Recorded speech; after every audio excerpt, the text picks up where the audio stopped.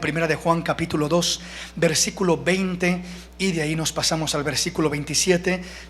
Pero vosotros tenéis la unción del Santo y conocéis todas las cosas, pero la unción que vosotros recibisteis de Él permanece en vosotros, y no tenéis necesidad de que nadie os enseñe, así como la unción misma os enseña todas las cosas, y es verdadera y no es mentira. Según ella os ha enseñado, permaneced en Él.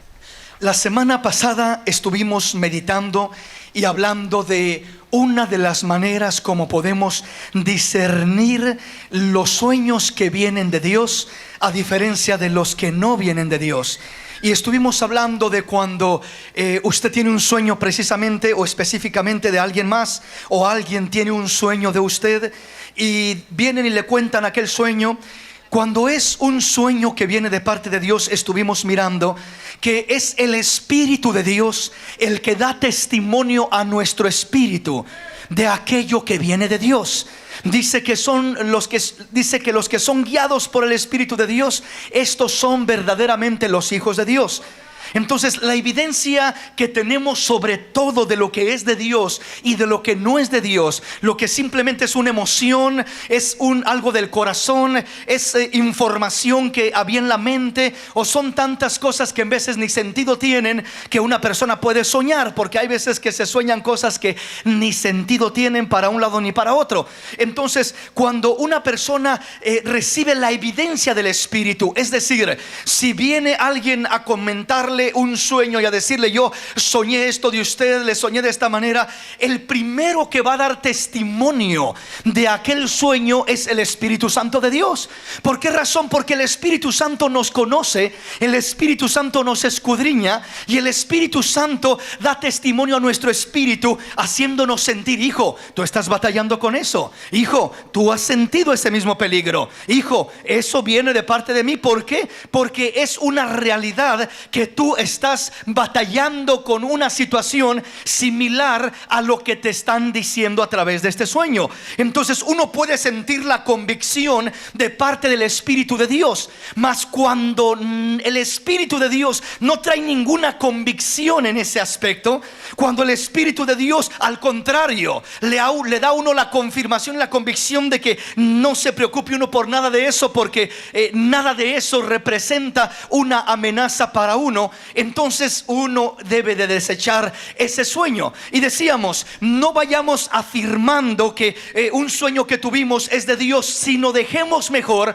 que la otra persona afirme que aquello es de Dios, porque la mejor persona para afirmar lo que es de Dios y lo que no es de Dios es la persona que está recibiendo el sueño, porque esa persona es la que percibe, identifica y entiende, se identifica. El Espíritu de Dios le da testimonio de que ese mensaje viene de Dios y que ese mensaje es para él, es para ella, porque él o ella está batallando o está sufriendo o está pasando una situación relacionada con aquello que se le está hablando a través de aquel sueño. ¿Sí me explico?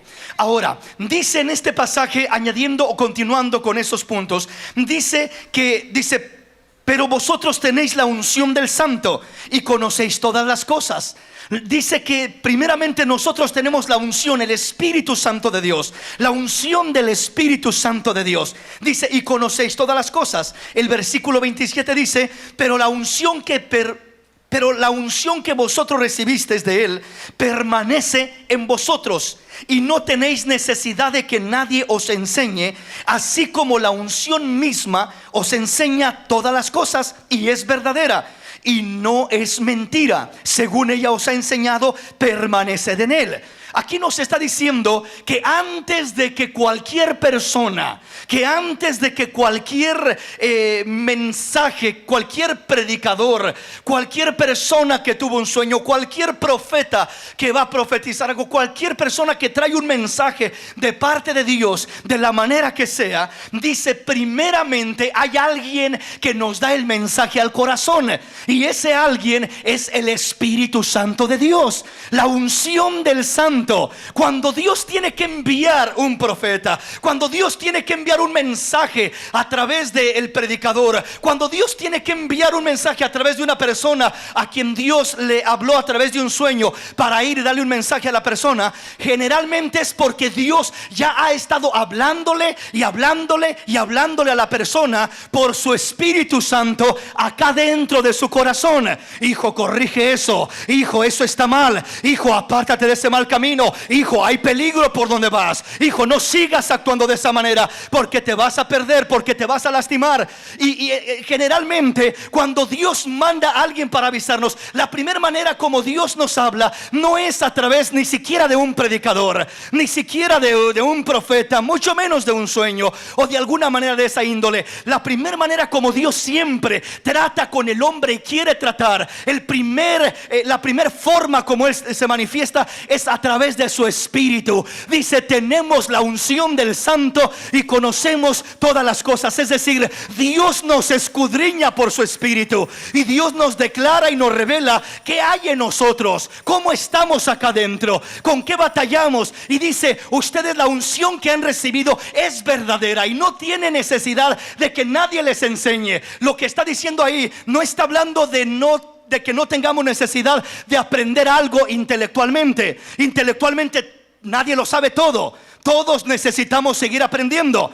Pero cuando dice: ustedes tienen la unción del Santo y conocen todas las cosas y no tienen necesidad de que nadie les enseñe, así como la unción misma les enseña y es verdadera y no es mentira, está hablando del Espíritu de Dios en nosotros. Dice: ¿quién conoce al hombre sino el Espíritu del hombre que está en el hombre?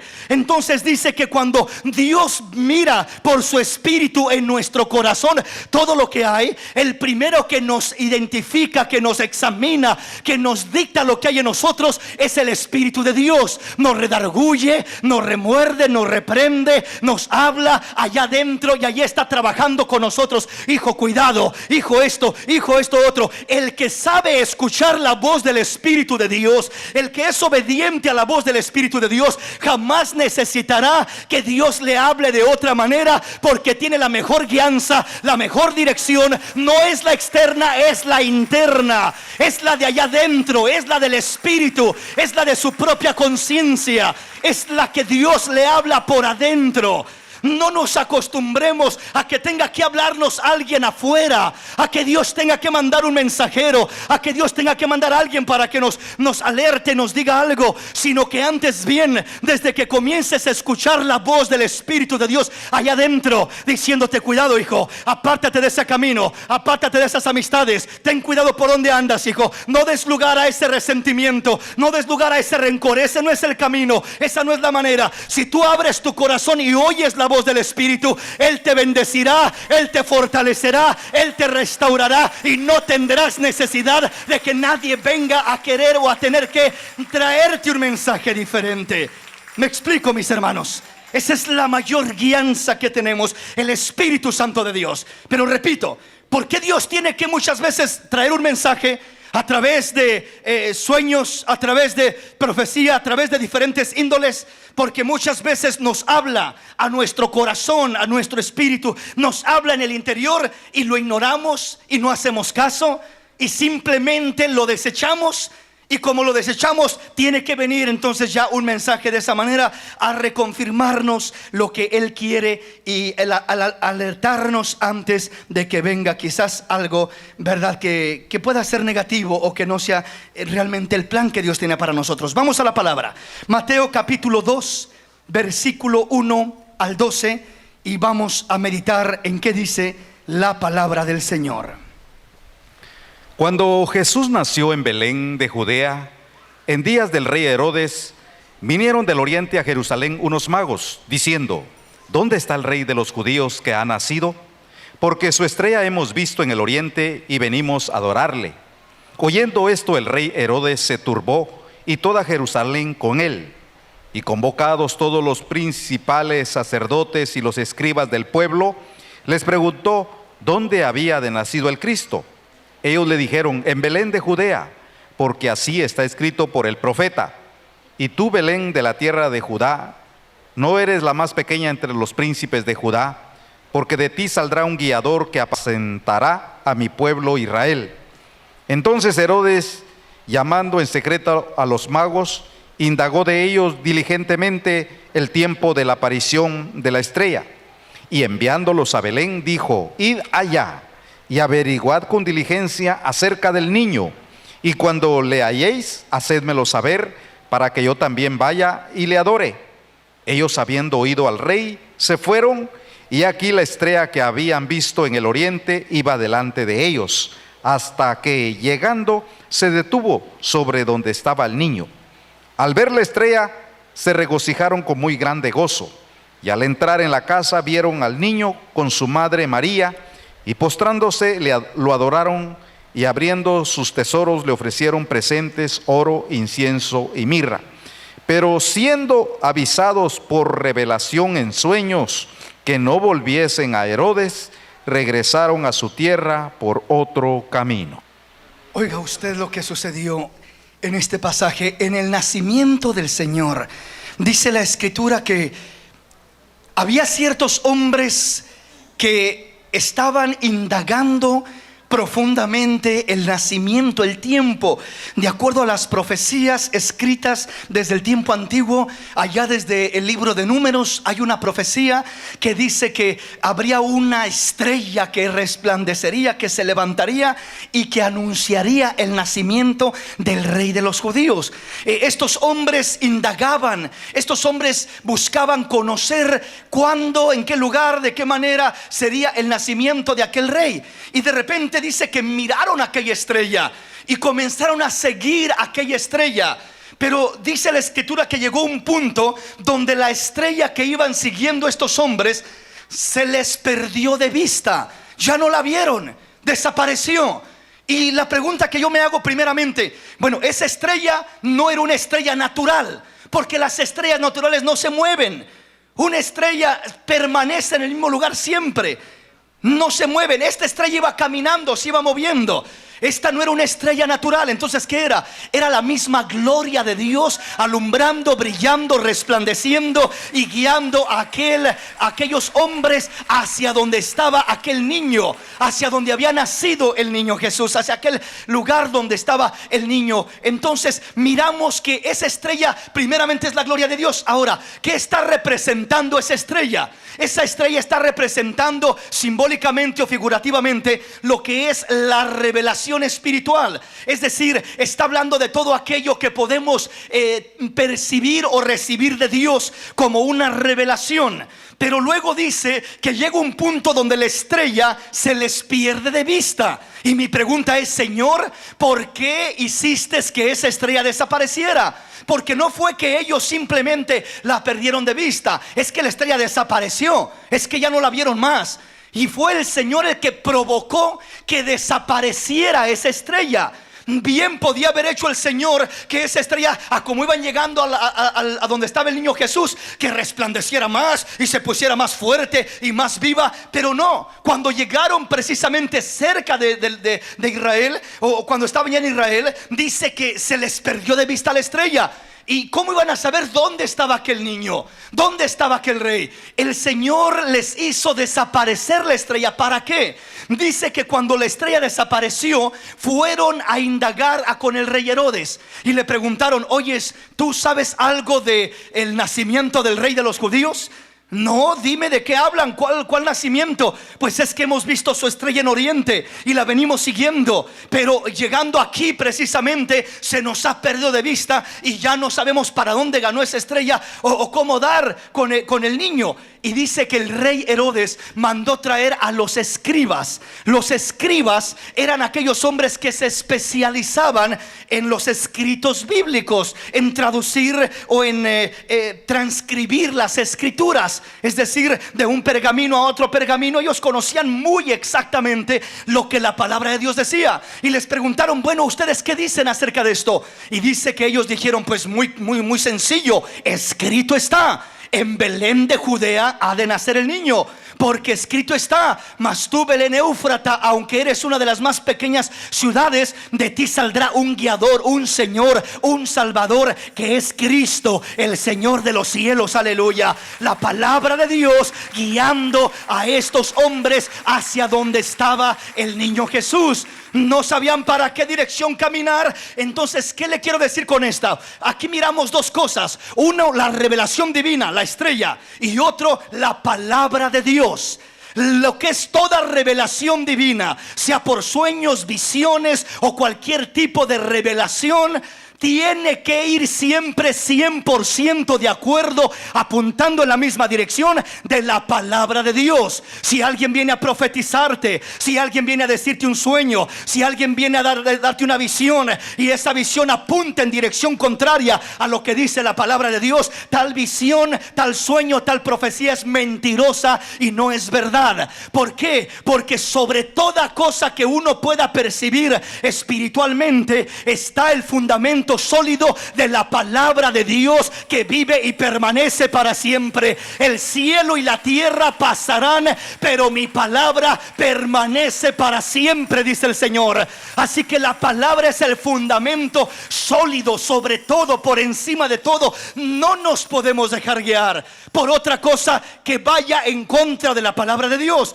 Le digo esto porque muchas veces hay personas que se hacen tan sensacionales en lo que son este tipo de manifestaciones, que terminan moviéndose solamente por esos medios. No conocen la palabra, no leen la Biblia, no saben lo que la Biblia dice, y todo lo quieren conocer por sueños, visiones, profecías, y no se preocupan por ir a la palabra de Dios. Te estás engañando, mi hermanito, mi hermanita. Dios no dice: corre primero a los sueños, corre a la profecía, busca un profeta, busca una visión. No, corre a la palabra de Dios, que es el fundamento incambiable, inmutable, es el fundamento sólido, es la roca inconmovible. Corre a la palabra de Dios, ve a la palabra, busca la palabra, indaga en la palabra, busca que Dios te hable a través de su palabra. Es el fundamento más sólido que podemos tener. Entonces, con esto no estoy descartando, diciendo que Dios no hable o no revele o no muestre de diferentes maneras cosas que Él quiere mostrar, como en este caso hizo aparecer esa estrella, y esa estrella les iba guiando. Pero repito, si Él pudiera haber llevado la estrella directos con la estrella, sin parar para nada, sino directos hasta llegar donde estaba el niño, ¿por qué no hizo que la estrella llegara hasta allá al momento, o de un solo momento? Porque Él quería, el Señor quería dejar un fundamento, que no solamente nos dejáramos mover por un tipo de revelación, sino que por encima de todo siempre fuéramos a la palabra. Y por eso Él los lleva a la palabra. Van mirando la revelación, van siguiendo la estrella. Qué bueno, qué bonito, pero aún así quiero que tengan fundamento en la palabra. A donde apunta la estrella tiene que apuntar la palabra. Si la palabra dice que el niño ha de nacer en Belén de Judea, entonces la estrella tiene que ir para ese lado. Y si la estrella va por allá, para otro lugar, y la palabra dice que es en Belén de Judea, no sigas la estrella, sigue la palabra, porque la palabra es el fundamento que te indica exactamente dónde ha de ser, cómo ha de ser, de qué manera ha de ser, qué dice Dios, lo que a Dios le agrada. Dios es el que nos muestra el fundamento por su palabra. Ese es el fundamento sólido. En este caso, por supuesto, miramos que iban de la mano, una confirmación plena, la revelación con la palabra. Miramos que la estrella iba, los guió hasta cierto punto, desaparece, van a la palabra, reciben la dirección de la palabra. La palabra dice en Belén de Judea, comienzan a caminar hacia Belén, y cuando van en camino a Belén, entonces vuelve a aparecer la estrella, hasta que los lleva directamente a posarse encima de la casa donde el niño estaba envuelto en pañales. Entonces no apuntó la estrella para un lado y la palabra para otro lado. La palabra dijo: es para Belén de Judea, y la estrella iba también rumbo a Belén de Judea. Las dos cosas coordinaron. Eso era de Dios, y se miró la confirmación cuando llegaron directamente a donde estaba Cristo Jesús. La palabra y la revelación de su Espíritu nos lleva a los pies de Cristo Jesús, a encontrarnos con nuestro Salvador, para adorarle como el Rey de Reyes y el Señor de Señores, como estos hombres le adoraron a nuestro Dios. Dele ese aplauso al Rey en esta linda y preciosa oportunidad. Segunda de Pedro capítulo 1, versículo 16 al 21. Porque no os hemos dado a conocer el poder y la venida de nuestro Señor Jesucristo siguiendo fábulas artificiosas, sino como habiendo visto con nuestros propios ojos su majestad. Pues cuando Él recibió de Dios Padre honra y gloria, le fue enviada desde la magnífica gloria una voz que decía: Este es mi Hijo amado, en el cual tengo complacencia. Y nosotros oímos esta voz enviada del cielo cuando estábamos con Él en el Monte Santo. Tenemos también la palabra profética más segura, a la cual hacéis bien en estar atentos, como a una antorcha que alumbra el lugar oscuro, hasta que el día esclarezca y el lucero de la mañana salga en vuestros corazones. Entendiendo primero esto, que ninguna profecía de la Escritura es de interpretación privada, porque nunca la profecía fue traída por voluntad humana, sino que los santos hombres de Dios hablaron siendo inspirados por el Espíritu Santo.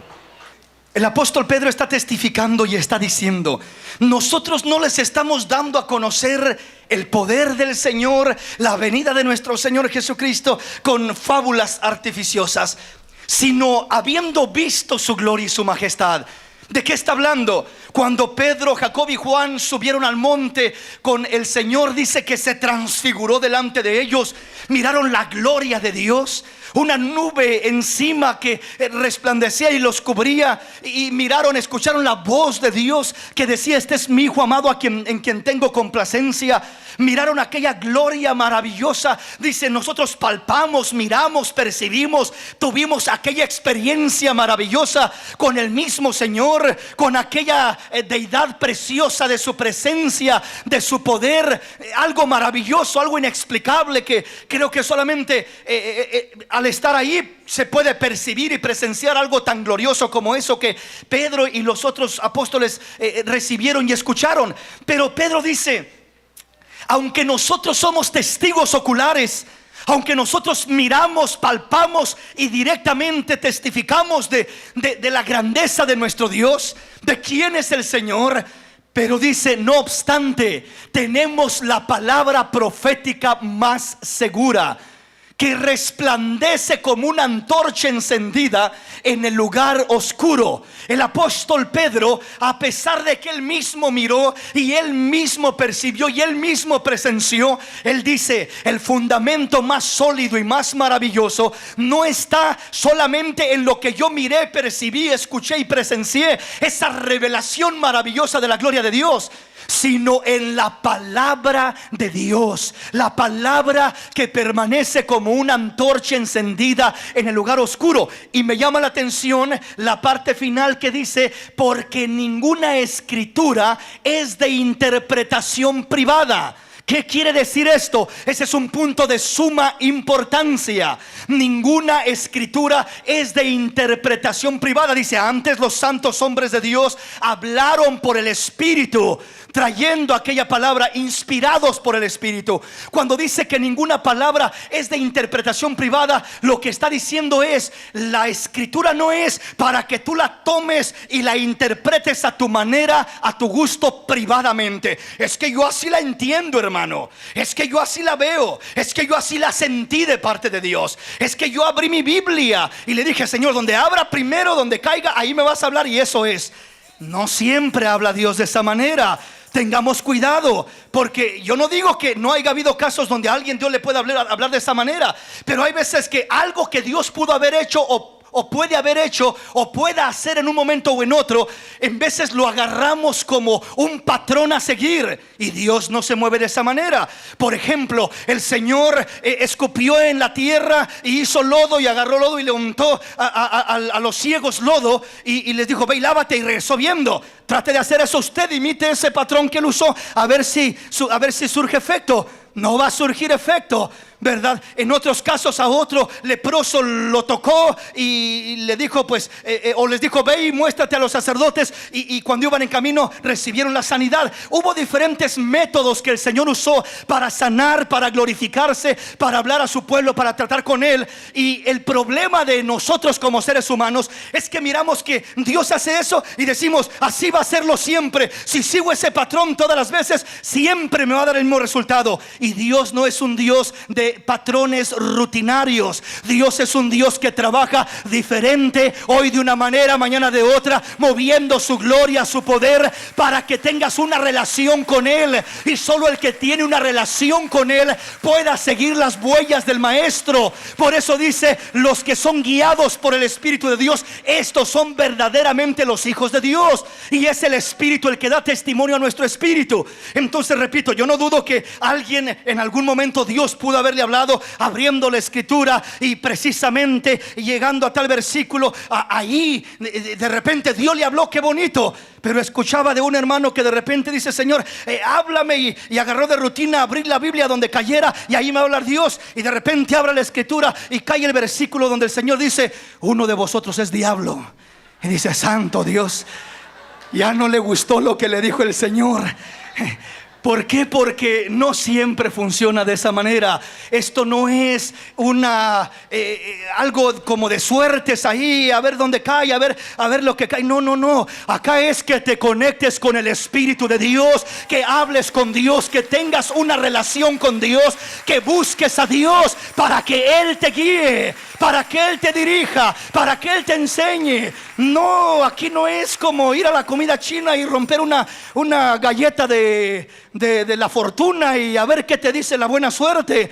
En veces así queremos tomar a Dios, como que voy a ver acá, ya no es la galleta de la fortuna, ahora es el profeta, ahora es el sueño, ahora es a ver cómo Dios me habla por aquí, por allá. ¿Quieres que Dios te hable? Búscalo en espíritu y en verdad. Métete en su palabra, y Dios te hablará, y Dios te dirigirá, y Dios te guiará, y no andarás vagamente con supersticiones, como personas supersticiosas, y no con un fundamento sólido en el Señor.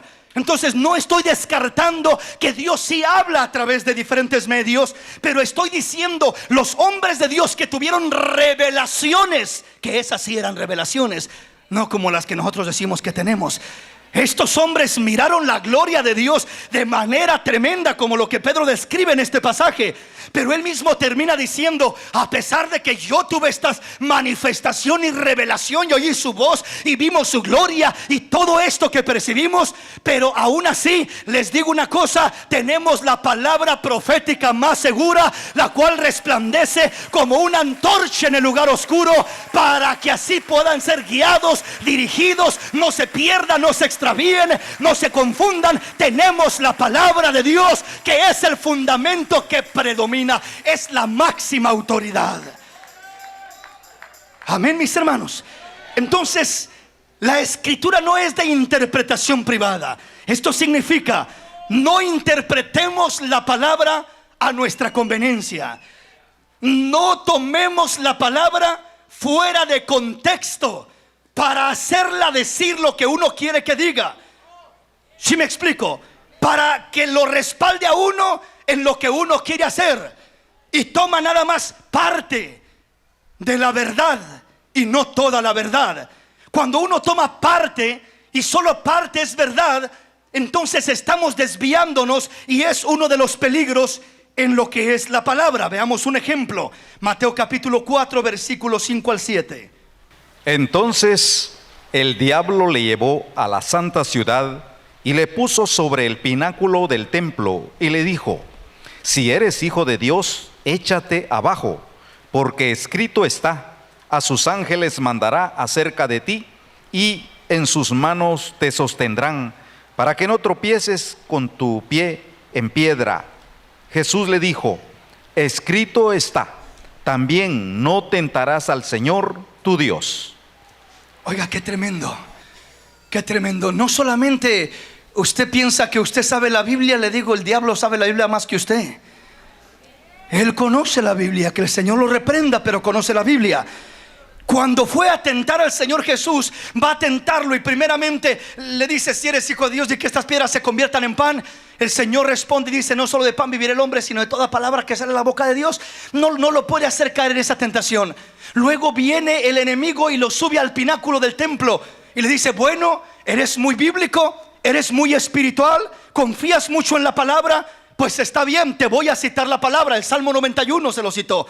Escrito está: Dios va a mandar a sus ángeles para que te cuiden, te protejan, para que no tropiece tu pie sobre piedra alguna y para que seas guardado y bendecido por Dios. Aviéntate, que al cabo escrito está. ¿Tienes mucha fe en Dios? ¿Tienes mucha fe en su palabra? ¿Te apoyas mucho en su palabra? A ver, escrito está. Aviéntate a ver si es cierto. ¿Qué estaba haciendo el enemigo? Estaba diciendo una verdad a medias. ¿Por qué digo una verdad a medias? Porque no hay cosa más peligrosa que una verdad a medias. Cuando es una mentira completamente, es muy fácil para distinguirla, detectarla y poder tratar con ella, porque la discierne uno como una mentira.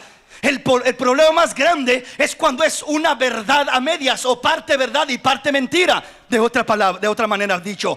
Entonces es más difícil. ¿Por qué? Porque se te presenta como una verdad. En este caso el enemigo le está diciendo una verdad al Señor. Escrito está y escrito estaba. Y le estaba citando la escritura letra por letra y punto por punto. No le dijo algo equivocado, le dijo algo tal como lo dice la palabra. Es una promesa de Dios. Es una promesa de Dios, que Dios mandaría a sus ángeles para que guardaran al Señor y a cada uno de nosotros, para que nuestro pie no tropiece en piedra, para que no nos resbalemos, para que seamos guardados, seamos protegidos.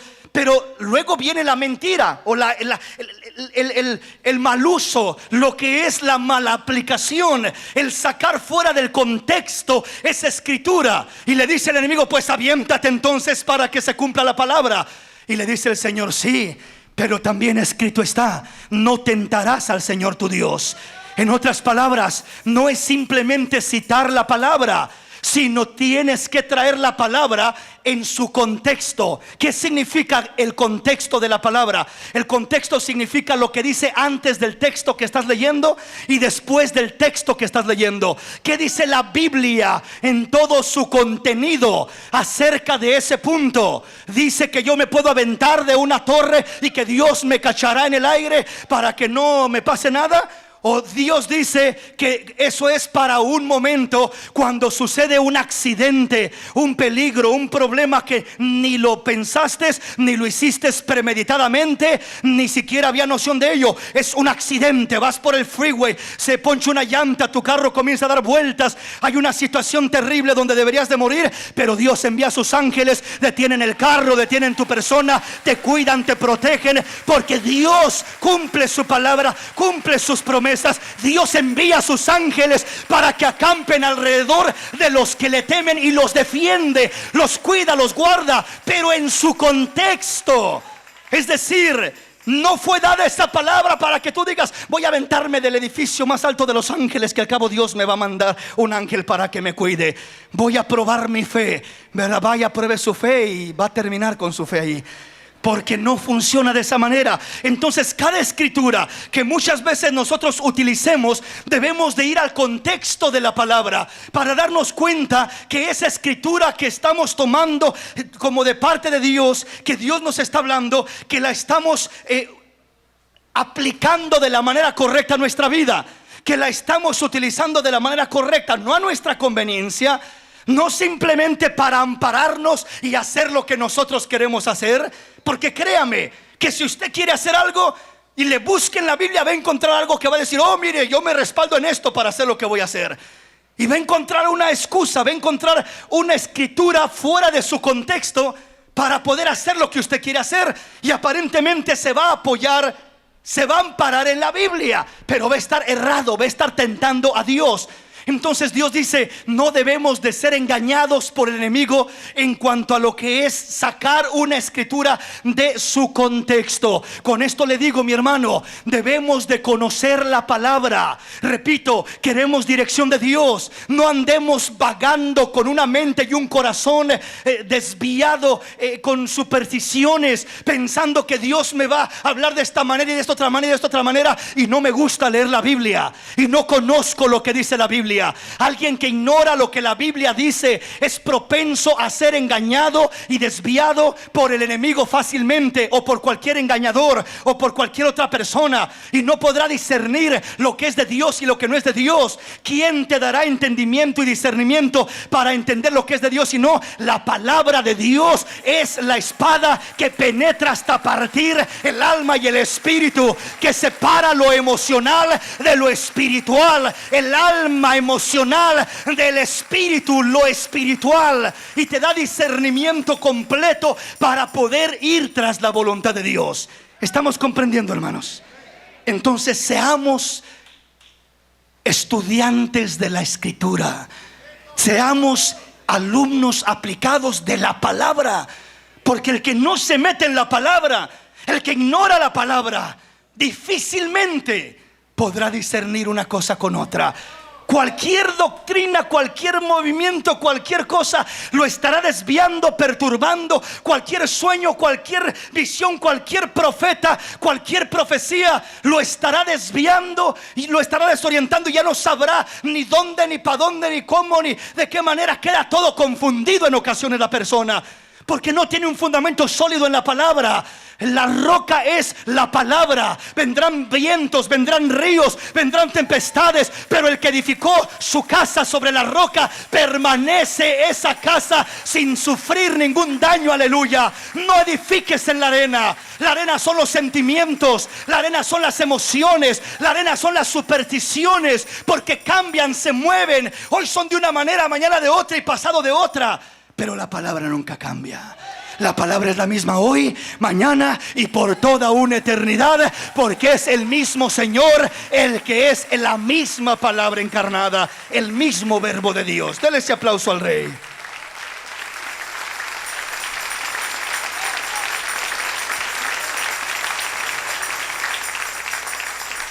Vamos a la palabra rápidamente. Génesis capítulo 20. Génesis capítulo 20, y veamos cómo Dios trata, cómo Dios habla, cómo Dios se mueve, cómo Dios se glorifica. Veamos qué dice la escritura. Génesis capítulo 20, versículo 1 al 7. De ahí partió Abraham a la tierra de Negev y acampó entre Cades y Shur, y habitó como forastero en Gerar. Y dijo Abraham de Sara su mujer: es mi hermana. Y Abimelech, rey de Gerar, envió y tomó a Sara. Pero Dios vino a Abimelech en sueños de noche y le dijo: he aquí, muerto eres a causa de la mujer que has tomado, la cual es casada con marido. Mas Abimelech no se había llegado a ella. Y dijo: Señor, ¿matarás también al inocente? ¿No me dijo él, mi hermana es? Y ella también dijo: es mi hermano, con sencillez de corazón y con limpieza de mis manos he hecho esto. Y le dijo Dios en sueños: yo también sé que con integridad de tu corazón has hecho esto, y yo también te detuve de pecar contra mí, así no te permití que la tocases. Ahora, pues, devuelve la mujer a su marido, porque es profeta, y orará por ti y vivirás. Y si no la devolvieres, sabe que de cierto morirás tú y todos los tuyos. Qué tremendo. Dios tratando con un hombre, un rey, un hombre llamado Abimelech. Dice el versículo 6: y le dijo Dios en sueños: yo también sé que con integridad de tu corazón has hecho esto, y yo también te detuve de pecar contra mí, y así no te permití que la tocases. Dios mira a este hombre, Abimelech, Y Dios le habla por sueños y le dice: ¿sabes qué? Eres muerto tú y toda tu casa, porque tienes una mujer que no te pertenece, es casada, tiene un esposo, y ese hombre es un siervo mío, es profeta mío. Dios peleando por sus hijas y por sus hijos.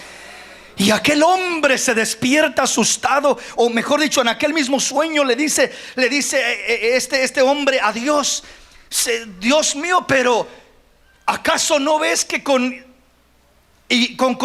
integridad de mi corazón he hecho esto? Él me dijo que era su hermana. Yo no sabía que esta mujer era casada.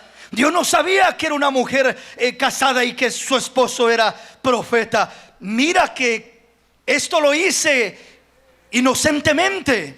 Y Dios le dice: yo también sé que con integridad de tu corazón has hecho esto, y yo también te detuve de pecar contra mí, y así no te permití que la tocases.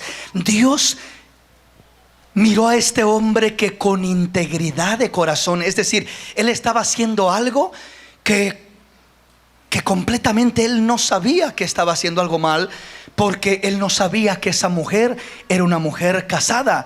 Abraham había dicho: es mi hermana, y ella también le siguió el cuento, porque así le pidió a Abraham, ¿verdad? Diciendo: pues di que eres mi hermana.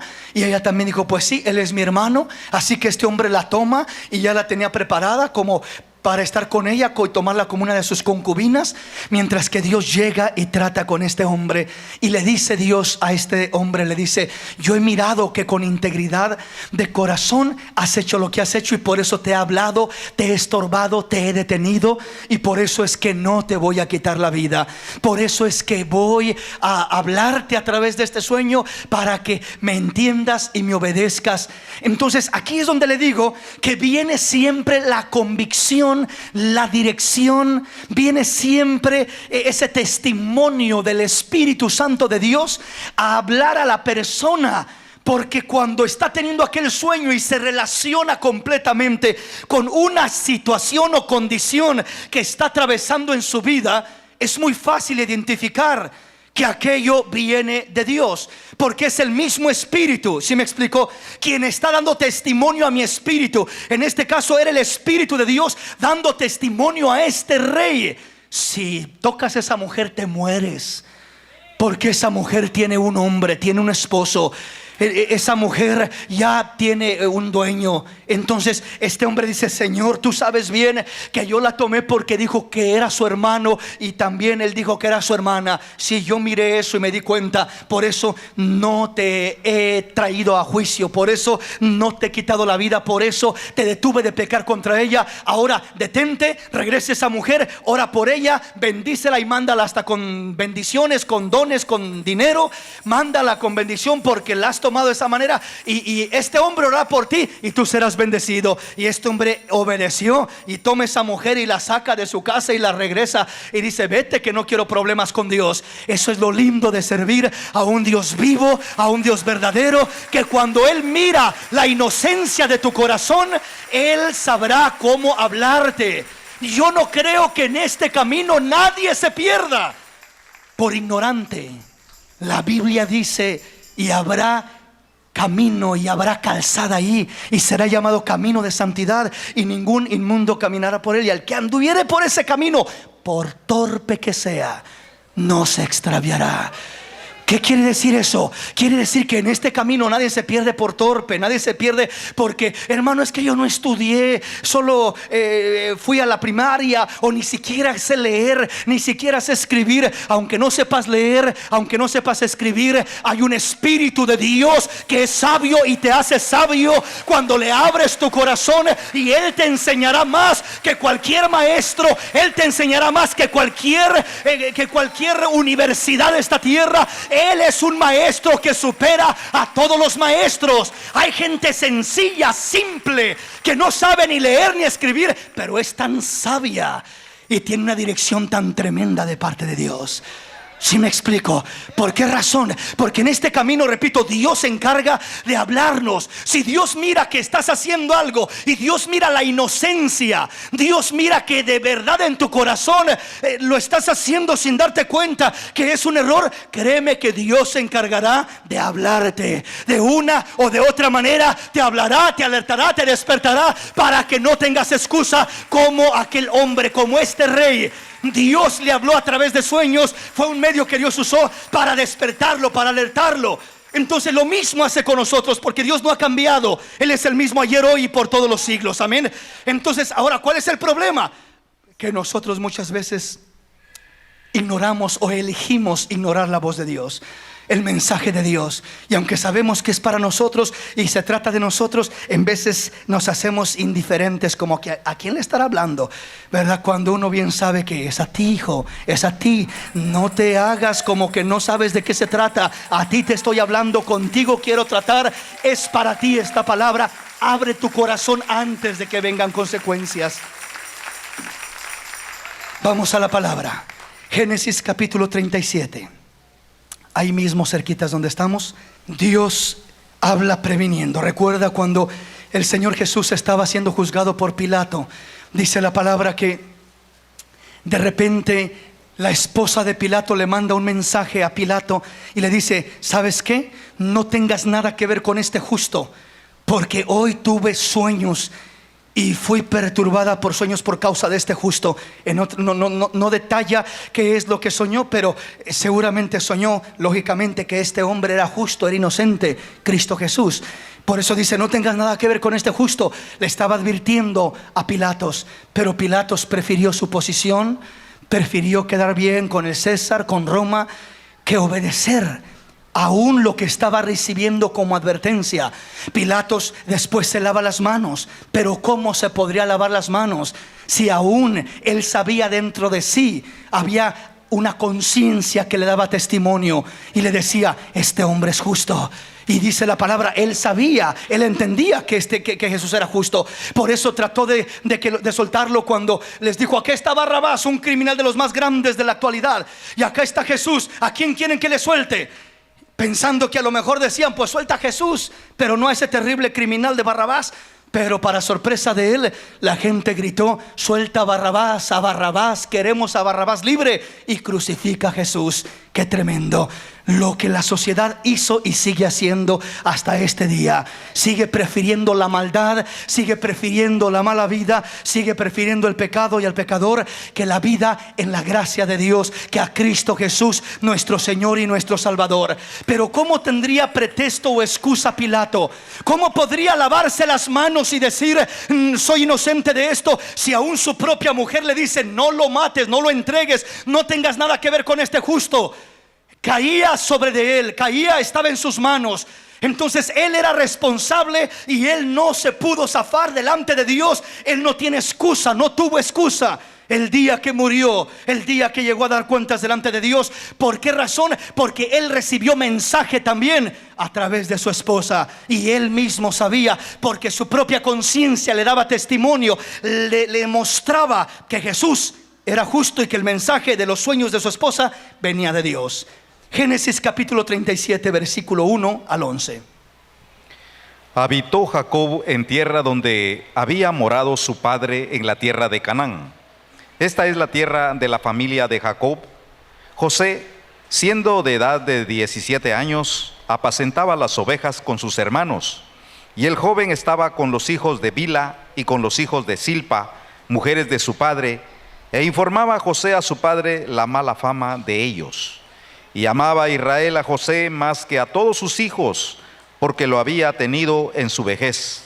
Y le hizo una túnica de diversos colores, y viendo sus hermanos que su padre lo amaba más que todos sus hermanos, le aborrecían y no podían hablarle pacíficamente.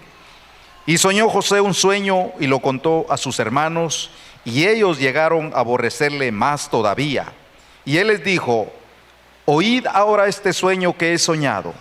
He aquí que atábamos manojos en medio del campo, y he aquí que mi manojo se levantaba y estaba derecho, y que vuestros manojos estaban alrededor y se inclinaban al mío. Le respondieron sus hermanos: ¿reinarás tú sobre nosotros o señorearás sobre nosotros? Y le aborrecieron aún más a causa de sus sueños y sus palabras. Soñó aún otro sueño y lo contó a sus hermanos diciendo: he aquí, he soñado otro sueño, y he aquí que el sol y la luna y 11 estrellas se inclinaban a mí. Y lo contó a su padre y a sus hermanos. Y su padre le reprendió y le dijo: ¿qué sueño es este que soñaste? ¿Acaso vendremos yo y tu madre y tus hermanos a postrarnos en tierra ante ti? Y sus hermanos le tenían envidia, mas su padre meditaba en esto. Estamos analizando ahora el sueño o los sueños de José, conocido como José el soñador. Este joven en su adolescencia, se cree que era un jovencito recién apenas, cuando tenía estas experiencias, sueños de Dios.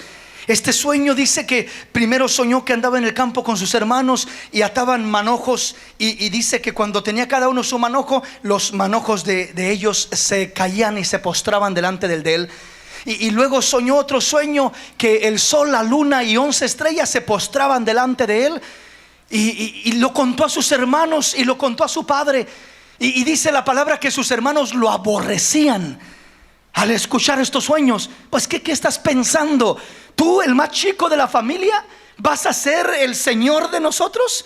¿Que nosotros vamos a ir, nos vamos a postrar? ¿Vas a ser nuestro rey, nuestro Señor? ¿Qué estás hablando? ¿Qué cosas estás diciendo? Se enojaban, se enfurecían, de por sí no lo querían. Le tenían celo, le tenían envidia. Una, porque ellos eran de mal testimonio. Era un mal proceder, dice la palabra que tenían. Y él tenía un buen proceder, un buen testimonio, y él le compartía a su padre el mal testimonio de sus hermanos, y se enfurecían más todavía. Pero ¿qué punto quiero que analicemos sobre todo en cuanto a esto? Dice el versículo 11, dice: y sus hermanos le tenían envidia, mas su padre meditaba en esto. Cuando miramos lo que sucedía con José y sus hermanos, miramos que era una revelación de Dios de lo que iba a acontecer en un futuro. Ellos no entendían, ni José lo entendía en ese momento. ¿Cómo es que va a pasar esto? No, ni se imaginaba que iba a pasar. Pero sí iba a cumplir ese sueño. Su padre, sus hermanos, su madre se iban a postrar delante de él, y se iba a cumplir esta palabra. Pero oiga bien esto. Ahora pasamos ya no a los sueños que son un sueño que Dios tiene para otra persona, es decir, que Dios le da un sueño a alguien sobre ti, o que te da un sueño a ti de alguien más. Sino ahora estamos hablando de un sueño que Dios te da para ti mismo. Un sueño que tiene que ver con tu vida. No tiene que ver con el vecino, con el amigo, con el hermano, con el esposo o la esposa. Tiene que ver con uno mismo, el sueño que uno está teniendo. Este sueño que José tenía no era un sueño que era directamente para que se los contara a sus hermanos o a su padre, sino que era un sueño más directamente para él. Dios quería mostrarle a él lo que Dios iba a hacer con él, para que a pesar de las luchas y de las pruebas que vinieran, no titubeara, permaneciera firme y fiel, sabiendo que su Dios iba a hacer cosas grandes en su vida. Hermano, hay sueños que Dios te da que son para ti, que son para que los guardes en tu corazón, que ni siquiera son para que los andes comentando por un lado o por otro. Porque hay sueños que si los comentas, aún te van a criticar, aún te van a despreciar, aún te van a mirar mal. Pues ¿quién se cree? Pues mira, ahí viene el espiritual. Pues mira, ahí viene el que soñó esto, el que... Y comienza lo mismo que pasó acá. No piense que la historia ha cambiado mucho. Así como a José lo criticaban y lo menospreciaban sus hermanos, no piense que usted se va a escapar de lo mismo. Si me explico, si anda ahí divulgando y comentando una cosa y otra, entienda los sueños que tienen que ver con usted y que son para usted. Dios dice: guárdatelos, resérvatelos, reténlos en tu corazón, y de esa manera verás cómo yo cumpliré lo que yo tengo para ti. No necesariamente son para que andes ahí comentando, divulgando, presumiendo, sino que hay sueños que son muy particularmente para uno. Dice que Jacob guardaba aquello aquello en su corazón, meditaba en su corazón sobre aquello. ¿Qué querrá decir esto? ¿Por qué mi hijo estará teniendo estos sueños? En otras palabras, muchas veces al momento no alcanzamos a entender el significado de ciertos sueños.